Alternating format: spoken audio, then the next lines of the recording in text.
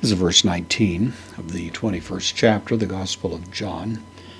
We have John adding an editorial comment now to the statement that Jesus has just made to Peter concerning the life he would live, the fact that it was going to be a life anticipating some degree of hardship, apparently, and that at least to some degree Peter would not be in control of his own destiny as he had once been.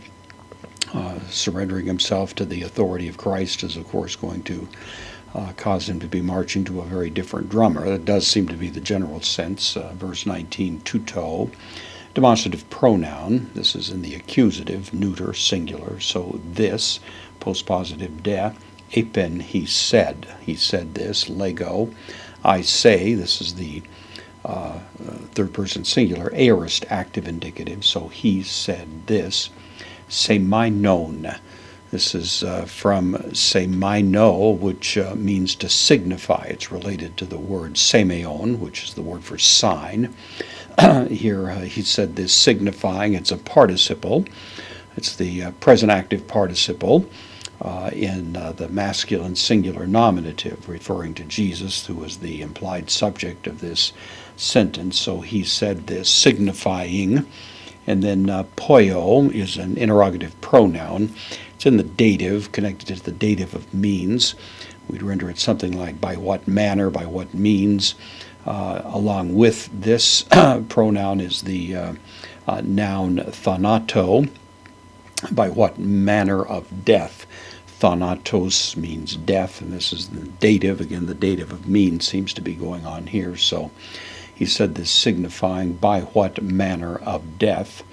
Doxase, from doxazo, it means to glorify. This is the third person singular. Future active indicative, by what means he would glorify. Tone, theon, by what means he would glorify God. And the accusative is the direct object of the verb here, doxase. Signifying by what means he would glorify God. Of course, the previous statement was that Peter would stretch out his hands, and it's been very inviting, of course, in the history of the church to see that as some allusion to crucifixion, and it may be. But commentators looking at this closely have certainly concluded it's not necessary. The idea of stretching out the hands is never used as a description of crucifixion. And it may simply be referring more broadly to the fact that Peter would live a life of devotion to Christ and die a death in which he was going to be under the control of others. It certainly means that much. It may mean more, but one way or another, it seems to be pointing to the fact that Peter is going to be pursuing now from this point on a life of utter devotion to Christ, not really being his own man anymore. That's the idea of it. Kai, the connective, tuto.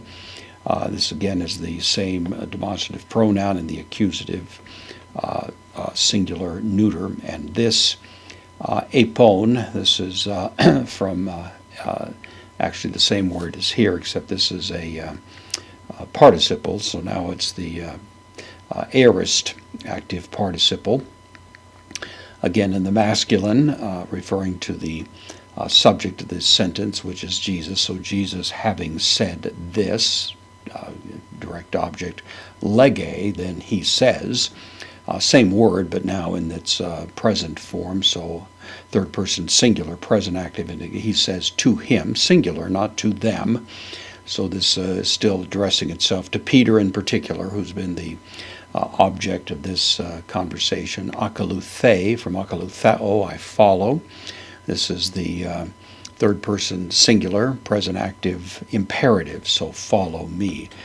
Very much, of course, reminiscent of the first command that Jesus ever gave to Peter, but now having a much, much greater profundity, that the cost of discipleship has more or less been spelled out for Peter, and now the command comes once again that Peter's task is to relinquish all claim to himself, follow Christ.